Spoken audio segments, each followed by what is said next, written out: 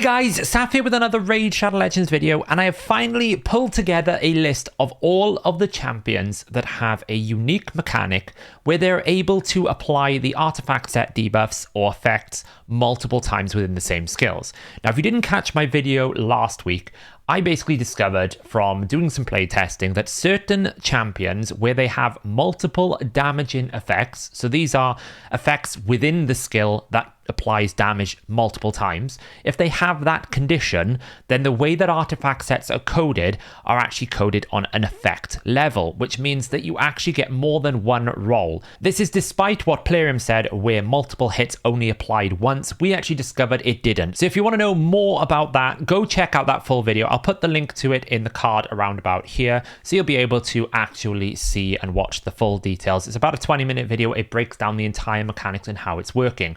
But after that, people were basically asking, well, okay, which champions you can do it, what different things, and there was some confusions about which champions are capable of doing it, purely because it's not very clear in the game. So what I want to TLDR this first is basically saying the only thing that this works on is damaging effects. So artifact sets can only be placed on effects that do damage. So if you hit multiple times, but you apply debuffs multiple times, that doesn't matter. Applying a debuff can't proc an artifact set. Otherwise, champions like Madame Cerise would basically be able to place Toxic when she uses her A3. That's not really what we want to do. So basically, it has to be a damaging effect, and normally it is conditional based damage effects that affect this list. So what we're going to do in this video is I'm going to go through the complete list. Every champion that can apply artifact set effects multiple times within the same skill, and I've also worked out the average probability based on the number of times they proc it for all of the different artifact sets that we are talking about here. Okay, so in this spreadsheet here, I will share this link in the description of this video, so if you want to go and look at it yourself, you're able to do so. Is every single champion in the game that has an ability, has a skill, that has multiple chances to apply artifact set effects. Now, the artifact sets we are talking about here are Provoke, has a 30% chance to place a provoke debuff on a target. Stun, which has an 18% chance to stun a target. Toxic set has a 75% chance to place a 2.5% poison on a target. Frost has a 20% chance when you are attacked to place a frost debuff. So in essence, with Frost and Frostbite, we're not necessarily talking about using the skill, we're talking about being attacked by the skill. So in this example here, you can see Alika is the first champion on this list. Frost has a 20% chance to proc when Alika attacks you, but in this instance, because she attacks you twice, it rolls twice. So essentially, it's when that skill is used on your champion, not your champion using that skill. So with Frostbite, I've got 1 and 3 pieces. Frostbite is one of those sets where you can have 3 times 2 artifact sets. So in some arena instances, some champions will use 1 set of Frostbite alongside a 4-piece set, such as Stalwart or something of that nature. So I've got both chances here, so you can see the difference. And then, of course, we've got Cursed, which has a 75% chance of placing a heal reduction. Generally quite a low value artifact set, but it does place an effect, so obviously you can impact that. And finally, Daze, which has a 25% chance of placing Sleep. Obviously, there are masteries that improve the odds. We have Fearsome Presence. This improves the odds of Provoke, Stun, Frost, and Daze by 5%. And then we have Sniper, which improves the odds of Toxic and Cursed by 5%. So both of them are 5% equal. It's just that the control ones are Fearsome Presence, which is obviously a capstone, a bigger investment. So how have we worked this out? Well, I've basically got every single champion, the skill that they're using, the position of that skill, how many times they roll the chance. So this is how many damage and effects that actually happen within the skill. And then we have mapped out the chance here. So I've got the base chances of these sets, and then I've got the improved one with Fearsome Presence or Sniper up here. So let's go through this list then. So Alika, A1, has a percentage chance to attack twice. So it's not 100% guaranteed, but if she attacks twice, then the second attack is considered a secondary roll. So typically you will find that the majority of these champions have 2 attempts. Even if they attack like 4 times, you'll see further down, Rhonda, for example, only has 2 attempts, even though she attacks 4 times. And that's because the condition is on the 4th attack, not the subsequent 2 and 3 attacks. So she always hits 3 times. Those 3 hits don't do anything special. So you have 1 times 3, and then 1 times 1 equals 2 times 1 attempted rolls. So where you see 2 rolls here, you're going to see pretty much the same numbers. You can see a provoke set without fearsome or sniper has a 51% chance when Alika uses her A1 to provoke. Stun is a 32.8%, Toxic is 93.8%, Frost is 36%, Frostbite 1 set is 19%, Frostbite 3 set is 51%, Cursed set is 93.8% chance, Daze set is 43.8% chance. Those are without the masteries. Now, obviously, if you were using Alika in the clan boss, Toxic set is a pretty good chance that whenever she uses her A1, if she hits twice, she's going to land a proc of Toxic. It's pretty good. Now, if we have a look at Sniper and Fearsome, we can see the odds improve slightly. Pretty much, it's more than 5% because you're rolling twice, but it's not 10% in that essence because obviously you roll each in terms of how probability math works. So Provoke becomes 57.8%, Stun becomes a 40.7%, Toxic is 96%, Frost is 43.8%, Frostbite 1 piece is 27.8%, Frostbite 3 piece is 57.8%, and Cursed is 96%, and Daze is 51%. So you can see that there is some value in having Fearsome and Sniper. If you're trying to use Alika as a Hydra Provoke champion, for example, and you're A1ing that, the Head of Decay, then you're going to want to have Fearsome because it's going to give you a 6.8% more chance. Now, you could decide you want to sacrifice that odds and you actually want to bring War Master for damage. That's understandable. Also, it would make a big difference when you start hitting multiple attacks. So we have Alika's A1. We've got Angar's A1. Now, this is a bit of a weird one because obviously he only attacks again if there is a provoked target also. So you can't provoke on a provoke. That's impossible. But if you were running like a Toxic set or you're running like a Frost set or something like that, then obviously that will make a difference. But that is why he attacks twice. Azure on his A3 also attacks twice. Baroth the Bloodsoaked actually is the only champion where every single one of his abilities doubles the odds because every single one of his attacks, the first hit does something to the different hit. Generally, what you find, the champions that have this ability to do this is really rephrased around, one, do they have an extra chance to do an extra hit? Is it, so a lot of champions will do something like, will place an extra hit if critical, or has a 50% chance to place an extra hit. If that happens, 9 times out of 10, it's an extra damaging effect. The other time it happens is if the first hit does something different to the second hit, or if the third hit does something different to the corresponding previous hits.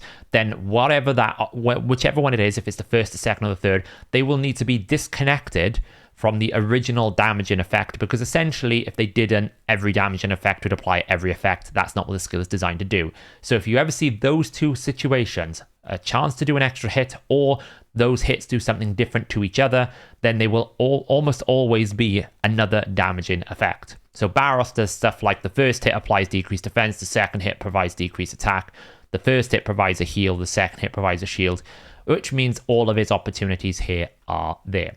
Big Gun obviously attacks 1 and then attacks again, which means that although he's attacking twice, only the target that he initially attacked actually has a roll to do it twice, but it does do it on a single target.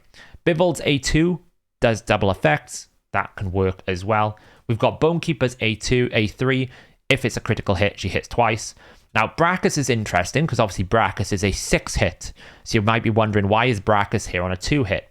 Well, it's because the skill is described as the first hit applies a weaken, then he attacks 5 more times and heals off all of those hits. So essentially, you have 1 hit doing 1 weaken effect, so it needs to be separated, and then you have 1 other attack, which is 5 attacks. So it's 1 times 1 with a weaken, 1 times 5 for the remaining attacks, which means he has 2 damaging effects. 2 effects times 1 roll. Next up, we've got Candrafon's A1. If there's a buff, he hits twice. Chagor's A2 does 2 things, so each hit does something different. Chancellor Yasmin, she will attack twice if there are no buffs. Corvus is another great champion for this. Both of his abilities do something different. The first hit does something different to the second hit, therefore he rolls it twice. We've got Daywalker here. Now, Elder Skarg is one of the only champions, one of the few champions that does it 4 times, because each individual hit, actually, the way that it's coded is separate. So the way that it works is he attacks 3 times, and then for every additional buff, he attacks 1 more time, up to a maximum of 3 more attacks. So they haven't gone, if there's 3 buffs, attack 3 times. If there's 2 buffs, attack 2 times. They've basically gone, if there's more than 1 buff, attack once. If there's more than 2 buffs, attack again. If there's more than 3 buffs, attack again. So you have 4 rolls. And now look at the difference here. This basically means that Toxic Set is 99.6% chance to proc. And it can obviously proc multiple times. So that's the only thing I probably should have mentioned at the start of the video. Toxic Set is the only set here that can proc multiple times. So each individual proc has a 75% chance. Now, what I've worked out here is what's the odds of him landing at least 1. And it's 99.6% chance he'll land at least 1 Toxic, if not more. So a Toxic Elder Skarg is basically a poisoner. He will poison just as good as any other poison. Obviously, it's a 2.5% poison, but it's still a very good poisoner. He has a 76% chance on that A2 of landing a Provoke, which is exceptional. He has a 76% chance to proc Frost when he's attacking someone. And then if we put it up to the next tier, we go to 99.8%. You can see that Sniper isn't really much beneficial here for 1 poison. Might be for more than 1 poison. Provoke here, we've got a 82.1% chance of landing a Provoke when he's got Fearsome. A 64.8% chance he's going to stun that target when he has got Fearsome Presence. There is a 82.1% chance that he's going to land he's going to affect a 3 Frostbite target. And obviously things like Curse is 100% pretty much. Daze is 76% chance he's going to sleep someone. Now, the only problem with Daze is obviously he's attacking multiple times, so he could end up waking someone up with Daze, because he could land it on the first hit and then the second hit wakes them up. We are talking 76% chance or 82.1% chance to provoke when he attacks with his A2. It's very, very strong. Next up, we've got Elhane. Elhane, again, is one of those things where she double hits if she crits. And the A2 here is a bit like the Big Un in the sense that the first hit that she hits is a single target, then she attacks all enemies. So 1 target has 2 rolls, not all targets. Exemplar actually has 3 individual attacks. Even though her skills are a little bit weird, it's generally coded as 3 separate attacks. So she actually is probably up there as one of the best provokers as an A1, because an A1 is a 65.7%, or if we put it up there, 72.5% chance that Exemplar is going to provoke on an A1. That's as good any A1 provoke champion in the game. I think the best A1 provoke champion in the game is probably Black Knight with a 75% chance. So having a provoke set Exemplar with an A1 is probably as good as you'll ever get in any champion. Thane has an A1 that attacks twice and an A3 that attacks 3 times. Why? Because she places 3 different effects based on each individual skill. So therefore she is also a great provoke champion, or a stun champion, depending on what you want to use. You could obviously, if the thing about Thane obviously generally tends to be that she doesn't apply as many poisons as you'd like. So you could probably put her in a toxic set and she would definitely improve your poison output so long as you don't overfill the debuff bar. Who else have we got on this list then? So we've got Phenax's A1, a bit like Candy. He hits twice if there are no debuffs on when it comes to Phenax. Foley's A3 is like Elhane's. He attacks 1 target, then he attacks all targets. So the 1 target he attacks gets 2 rolls of these artifact sets. Guy's the Gleeful. First hit explodes bombs. Second hit ignores unkillable. So he has 2 attempts. Then we got some other champions here. Ghoulish Rangers A1. We've got a Gothred Brassclad A1. Gomlock A3. Again, these abilities are all things that have conditions. We've got Gory A1 with 2 hits. Gronjar, one of the Doom Tower legendaries, like the 8th legendary or the 9th legendary. I can't remember which one. But his A2 goes twice. Gurgo the Augur. If there is a freeze out, he has a chance to place an extra hit. So even though Gurgo hits 3 times on some of his abilities, he only actually gets 2 rolls because it's only the one extra hit for that freeze. Next up, we got Harken. Great Blade on her A1 has a double hit chance. Actually, probably an interesting champion for specifically Hydra. You get a really good A1 chance, and then you can also debuff spread and get a weaken out as well. She hits pretty hard at the same time. Hefrak, 2 conditional based attacks. The A1 attacks twice if critical. The A2 attacks if you drop them below 50% HP. Both of those attacks means that you get double the odds of landing any of these artifact sets. Herndig, again, is a bit like Elhain. He will attack one target and then he'll attack all targets if he drops their turn meter. So basically, one target gets double the hits, but not all targets. Jingwon, A3, does 2 different effects, so he gets 2 hits. Kellen the Shriek, the first hit has a chance to drop turn meter, the second hit does something else. You get 2 hits at that. Constantine A1 is basically Fenax A1. If there's a debuff, I hit twice, double the rolls. Kurzad A1, if he critically hits, always places decreased speed, so you always get 2 hits there. He has doubled the chance. Actually, probably an interesting option for Hydra when you consider he's got an AoE increased accuracy. He's got an A1 100% decreased speed. It's very valuable, and if he can provoke at the same time, that's a pretty good, ability to have there. You just basically keep attacking with that A1. Lady Kimmy will attack the same target twice with her A1 if that target has the highest current turn meter. So if that is the scenario, then that target will have twice the amount of rolls, but she will also roll each target separately. So if she attacks one target and then attacks another target because it's not the highest turn meter, both of them have 1 roll. So that's the thing with her. Lady Quillen, she does a chance to do an extra hit. Same as Life Taker. Little Miss Annie has a chance to repeat her A3 if the target has higher defense and HP. If that repeat goes through, she rolls it twice. So you can see the pattern here. If there's a condition or some sort of effect on the skill, they have a chance to roll it again. Lordly Legionnaire is a bit of a weird one. He has this ability where if there's a heal reduction on the target, if it's a 50%, he attacks 1 more time. If it's a 100% heal reduction, he attacks 2 more times. So essentially he has 3 rolls, believe it or not, because of the way that it's coded. He has that initial hit, the second hit with the 100%, and then another 100%. They haven't actually gone 100% attack twice. They've kind of gone 100% attack once, 100% attack once. So he actually has 3 attempts at landing one of these effects from the artifact sets. Lua with her A1 will attack 1 target, then attack all enemies if critical. So again, only the initial target that she hits, she rolls twice. Lydia's A3, the first attack, block active skills. The second one, block buffs.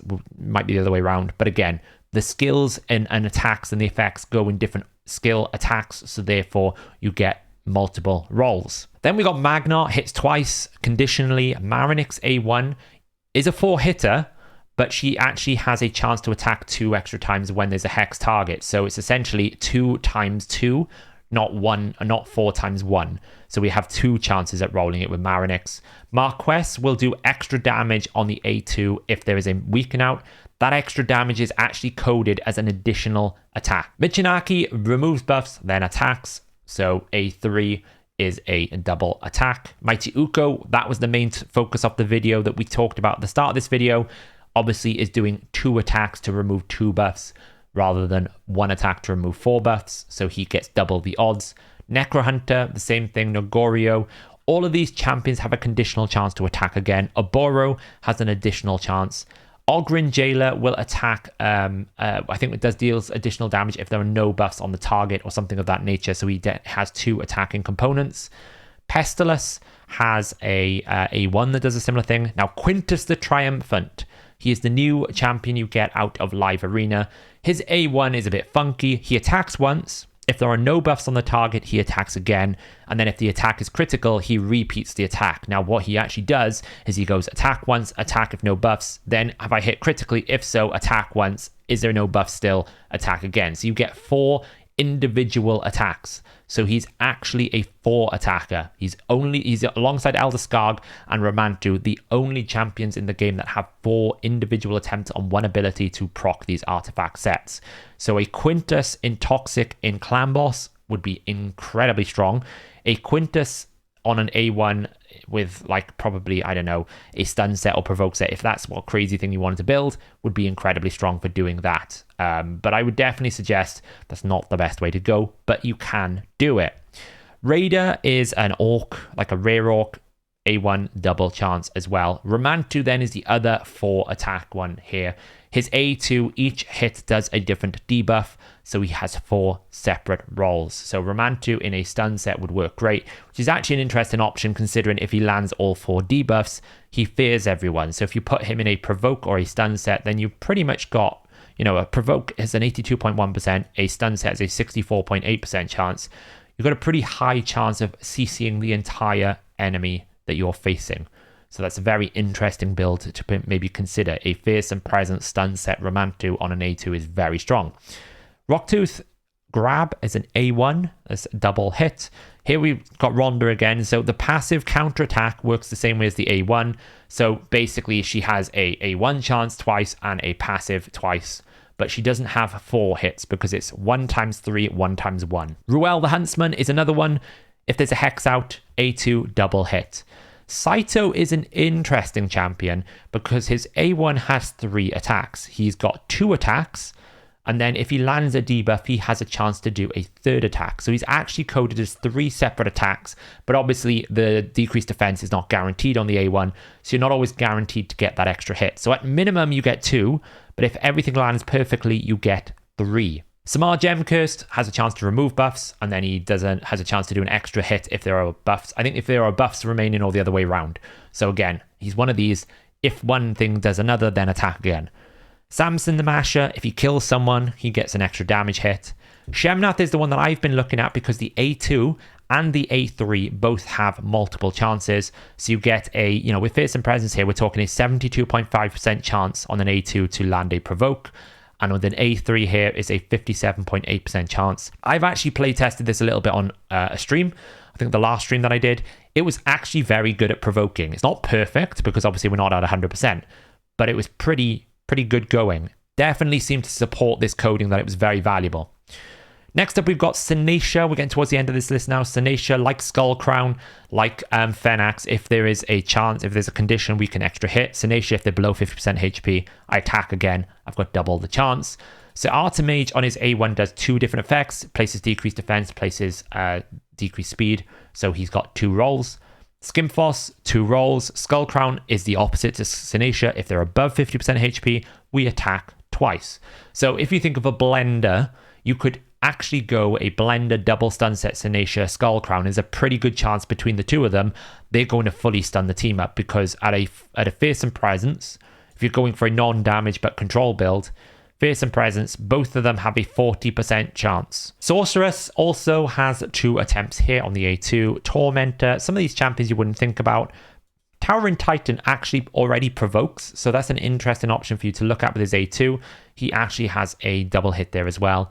Trumbor, one of the new Orc epics that got added in a recent fusion. His A1 has a double attempt. He's also an ally protector, so that might be an interesting option for Hydra if you want a backup provoker. Keep in mind, you basically have a 57.8% chance to provoke on a double A1 with Fearsome Presence. It's very good if you've got some extra abilities in his kit to bring that as a secondary. Think of like a Husk. A Husk is a max HP nuker, but he actually can double up as a backup provoker as well with that A1, as long as you can like turn me to rotate him and get him back around to his A1. Trunda actually has 2. Her A1 will hit twice, even though there's no condition. For some reason, she's just coded as 2 separate attacks.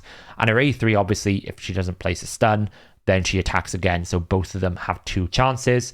Venomage on the A1, each hit has a chance to activate. The way they've coded it is essentially 2 separate attacks. So again, no real reason other than the fact that she activates. So she actually has 2 rolls. Vasulf the Grim is like Magnar and like Samson. If he gets his condition, he attacks again. Vizix A1, again, another one of those where for some reason it's just coded as 2 attacks. No reason why. War Maiden has a chance to get an extra turn if she critically hits. And finally, Witness with the A1. That is the complete list. Now, I just wanted to check why Ray wasn't appearing in my list. Her actual extra damage is a damage multiplication effect, not a damage dealing effect. So even though it's a bonus multiplier, it bonus multiplies on the existing. So she still only attacks once. That's why she doesn't appear here. So there you go, guys. That is the complete list. I will save this link in the description of this video. Check this list. This is every champion that does it. If there are champions that you think do it that are not on this list, they probably don't do it because they probably just hit once they hit 3 times once, basically, for example, or twice once. They don't actually do 2 sources of damage.